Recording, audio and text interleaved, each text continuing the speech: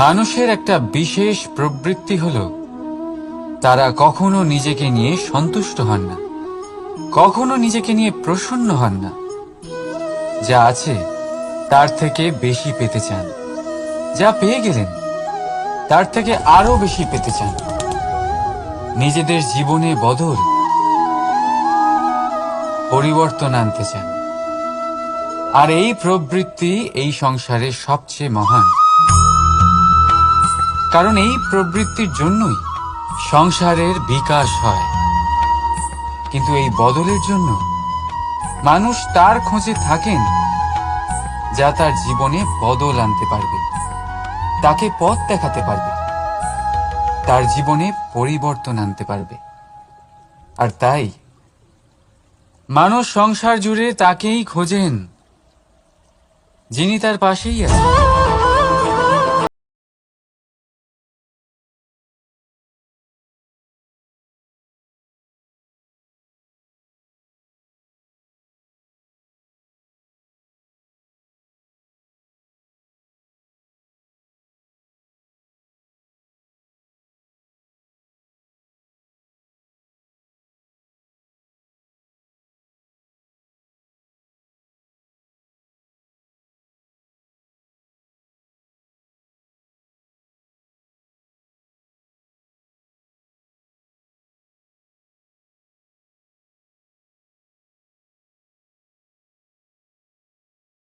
নয়, আত্মবিশ্বাসের হাত ধরুন।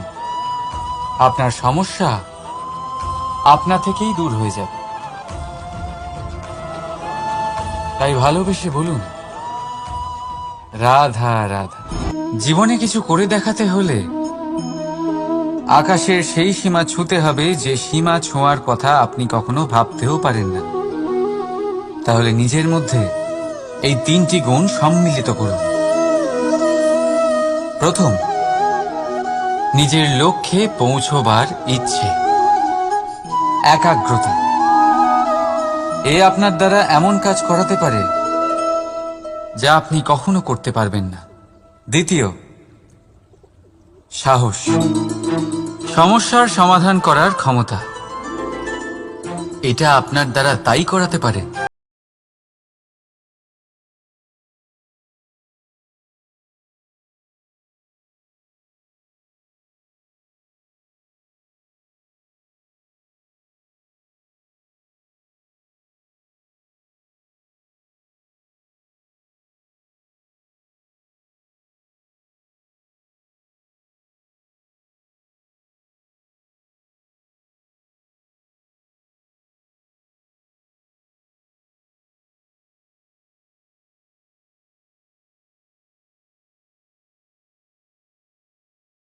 রাধা রাধা।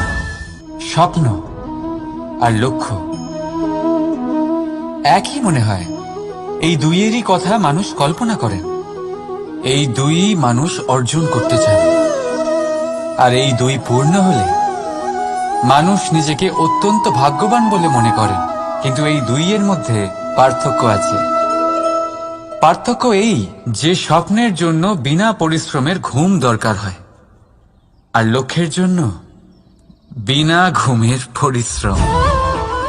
যে ব্যক্তি ঘুমের মধ্যে স্বপ্ন দেখতে থাকেন, জেগে ওঠার পর তার হাত খালি থেকে যায়।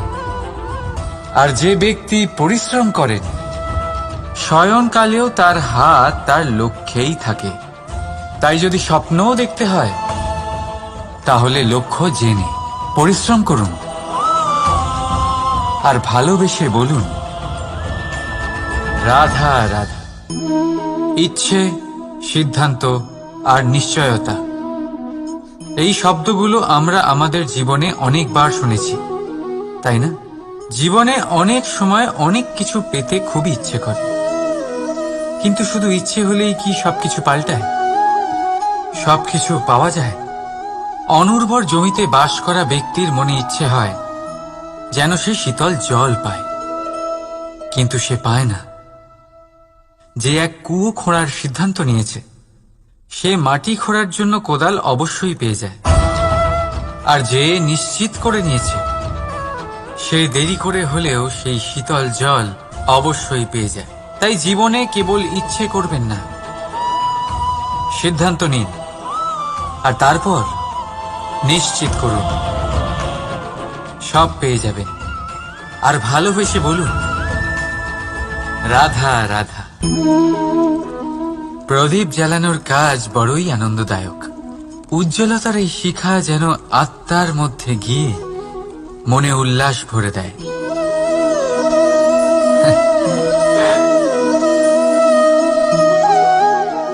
এ আমি কি করলাম? আমি একে নিভিয়ে দিলাম, অথচ এই দিয়েই আমি অন্য প্রদীপগুলি জ্বালিয়েছিলাম।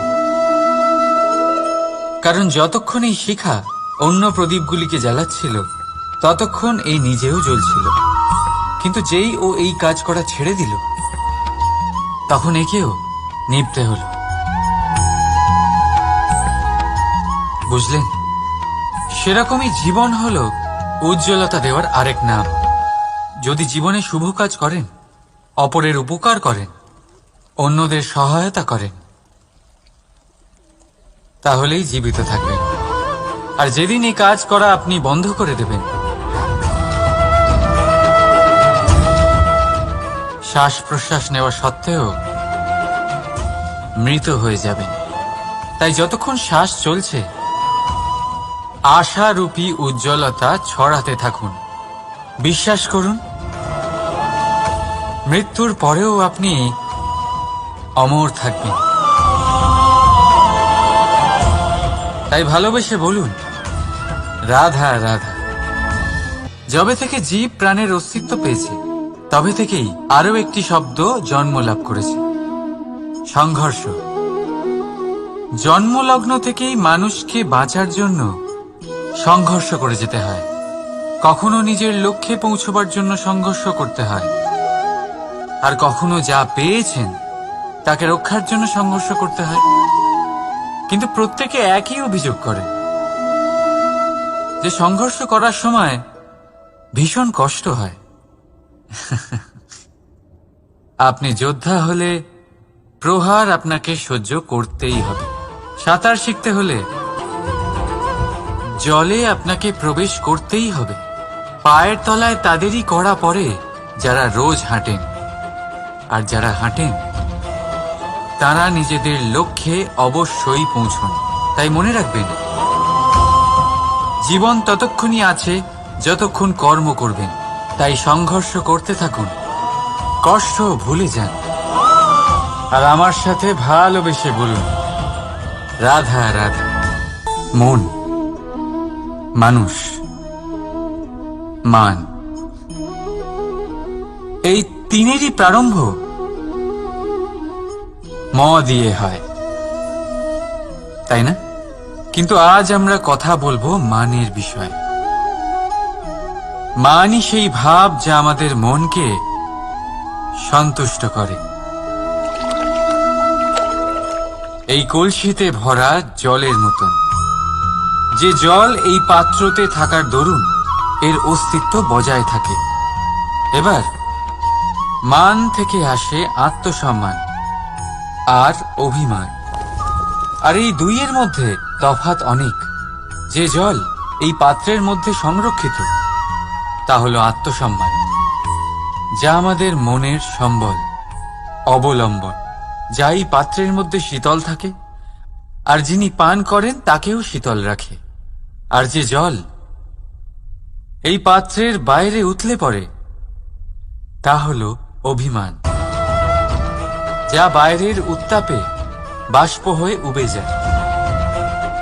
সর্বদা মনে রাখবেন, আত্মসম্মান আপনাকে দৃঢ় করে, আপনাকে শক্তি প্রদান করে, আর অভিমান আপনাকে দুর্বল করে দেয়। তাহলে কি হতে চান আপনি? আত্মসম্মানী নাকি অভিমানী? সিদ্ধান্ত আপনার। রাধা রাধা। পড়ে যেতে কোনো আপত্তি নেই, শুধু পড়লে পড়ো সেই জলের ফোঁটার মতো যা এই সংসারকে জীবন দান করে। আর সেই ওঠার মধ্যেও কোনো কৃতিত্ব নেই, যেখানে অন্য কারোর কাঁধের ওপর পা রেখে উঠতে হয়। নিজের অস্তিত্ব হারাতে কোনো ক্ষতি নেই, যদি তা সেই বীজের মতো হয় যা এক নতুন গাছের অস্তিত্বকে জন্ম দেয়। কিন্তু সেই অস্তিত্বের জন্মে কি লাভ যা অন্য কারোর স্বপ্নকে নস্যাৎ করে তৈরি হয়?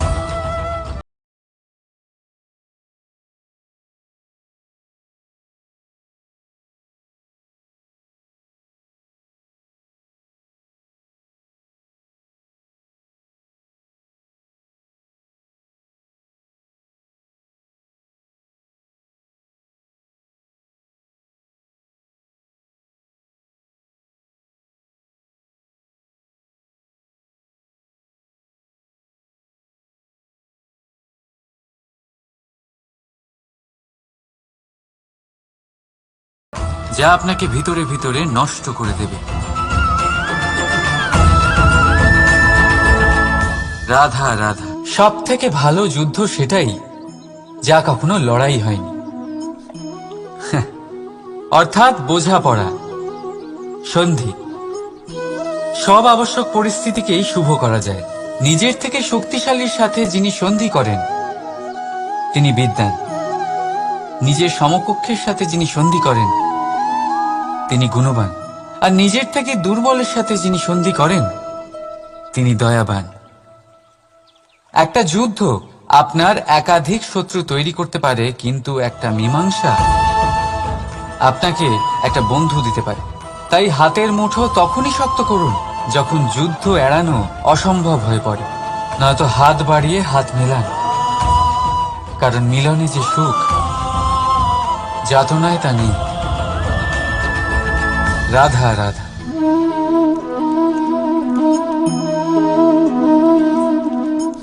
শীতকালের সন্ধ্যায় এই জ্বলন্ত কাঠে হাত সেঁকতে কার না ভালো লাগে? কত সময় পেরিয়ে যায় এই কাঠ সরাতে, ঘোরাতে, বোঝাই যায় না। এই কাঠগুলি আগে জ্বলে, তারপর আমাদের উষ্ণতা দেয়, আর তারপর ছাই হয়ে যায়। আচ্ছা বলুন, এই আগুনের উৎপত্তি কোথা থেকে হয়?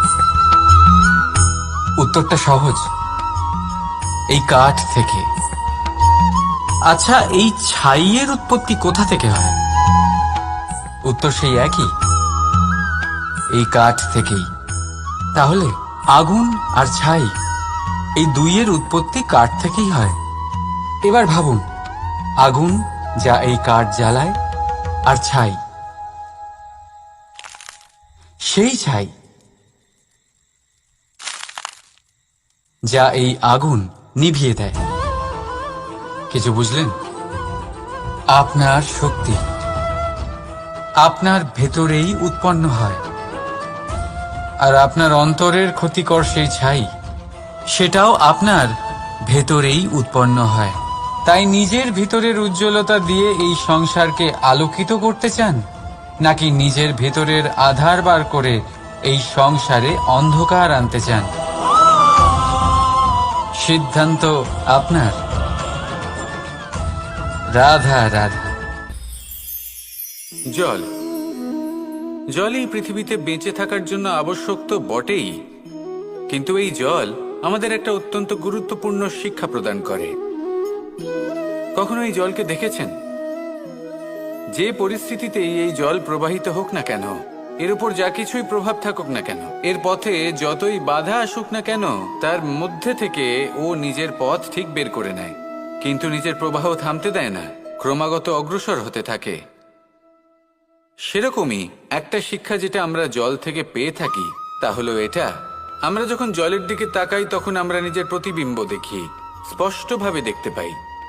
কিন্তু তখনই দেখতে পাই যখন এই জল শান্ত থাকে, স্থির থাকে। যদি এই জল অশান্ত হয়ে থাকে, স্থির না হয়, তাহলে আমরা এতে নিজের প্রতিবিম্ব দেখতে পাই না। এটাই আমাদের মনের সাথেও হয়ে থাকে।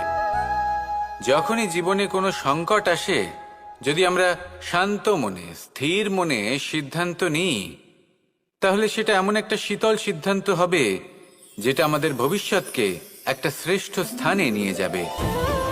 যদি এই মন অশান্ত হয়, বিচলিত হয়, পীড়িত হয়, দুঃখিত হয়ে থাকে, রুষ্ট হয়ে থাকে, তাহলে অনেক সময় আমরা এমন সিদ্ধান্ত নিই যেটা আমাদের জন্য অনুচিত প্রমাণিত হয়। যখন আপনি ক্রুদ্ধ ছিলেন বা দুঃখের বশে ছিলেন, তখন অনেক সময় হয়তো এমন সিদ্ধান্ত নিয়েছেন যেটার জন্য ভবিষ্যতে আপনি অনুশোচনা করেছেন। এবার দেখুন, এই আবেগগুলো থেকে আমরা পালাতে পারবো না, কিন্তু এই আবেগগুলো আপনার উপর কতটা প্রভাব ফেলবে সেটা আমরা অবশ্যই ঠিক করতে পারি। এই মনকে আমরা নিয়ন্ত্রণ করতে পারি। এটাই করুন, চিন্তা করুন, এই মনকে শান্ত রাখুন, স্থির হতে চেষ্টা করুন, আর তারপরে সিদ্ধান্ত নিন। আসুন আমার সাথে ভালোবেসে বলুন, রাধা রাধা। এই হিরেটা দেখতে পাচ্ছেন আপনি? লক্ষ কোটি বছর ধরে পৃথিবীর গর্ভে থাকার পরে এটা এতটা শক্ত হয়ে ওঠে, কিন্তু যখন খনি থেকে একে বের করা হয় এটি কয়লার মতোই থাকে, সাদা, শক্ত, নিস্তেজ। কিন্তু যখন একে পালিশ করা হয় তখন এটা তেজ লাভ করে, আর ঠিক তখনই এর মূল্য বৃদ্ধি পায়।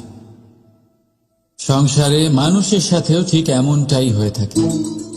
মানুষের বুদ্ধি, মেধা, অভিজ্ঞতা সেই বছরগুলোর জন্য বৃদ্ধি পায় না যে বছরগুলো আমরা জীবনে কাটিয়েছি, বরং সেই মুহূর্ত থেকে ফুটে ওঠে যখন আমরা কষ্টের সম্মুখীন হয়েছি, বিপদের সম্মুখীন হই, সংকট পেরিয়েছি, ছলনা আর ক্লেশ সহ্য করেছি।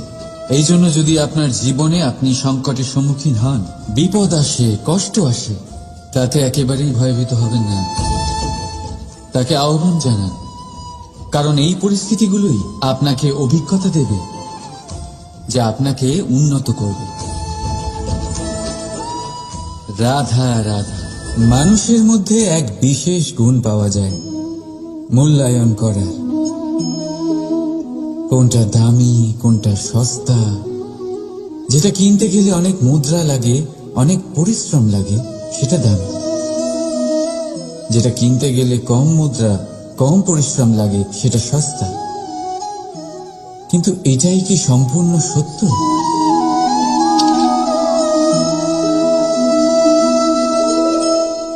এখন আপনার সামনে একটা পাত্র আছে যাতে জল ভরা আছে, আর একটা সোনার মুদ্রা।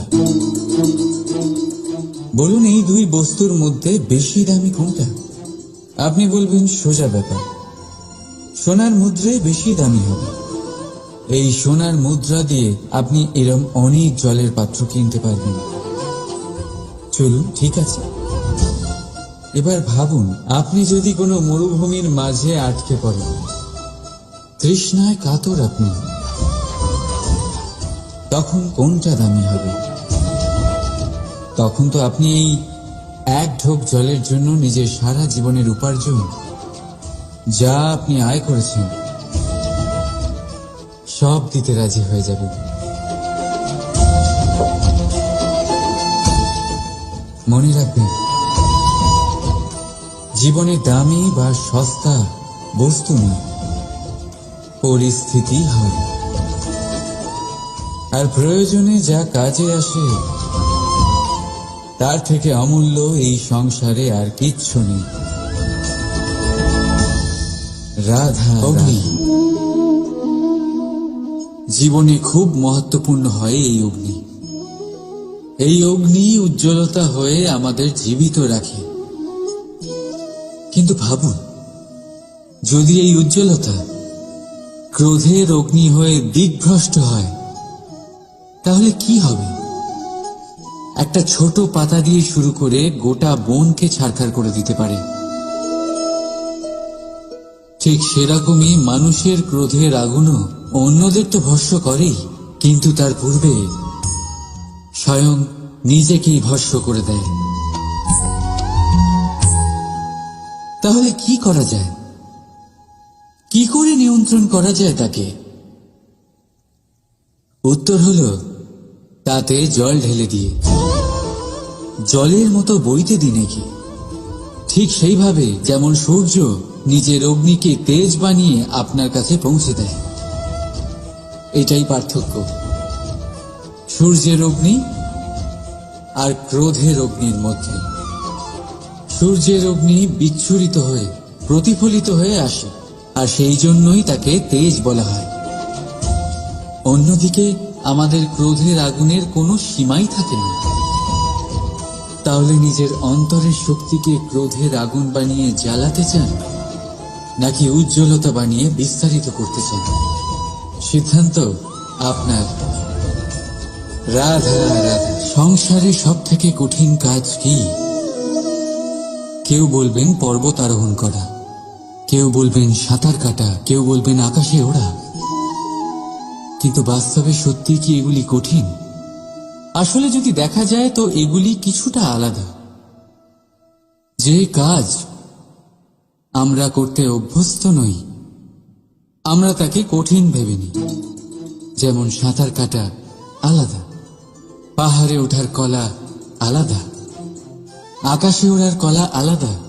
যেমন কিছু মানুষ গণিত আর বিজ্ঞানকে কঠিন ভেবে নেয়, কিন্তু বাস্তবে এটা সাহিত্যের থেকে কিছুটা ভিন্ন, কঠিন নয়।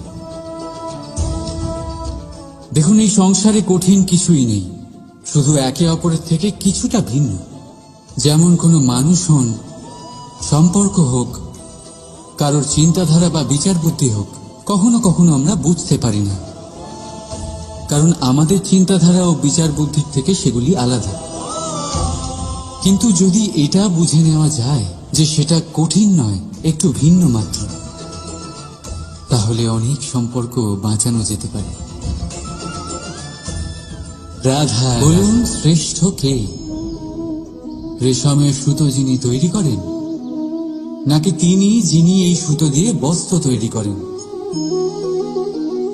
নিশ্চিতভাবে যিনি বস্ত্র বানান। এবারে বলুন, শ্রেষ্ঠ কে? নদী তটে মাটি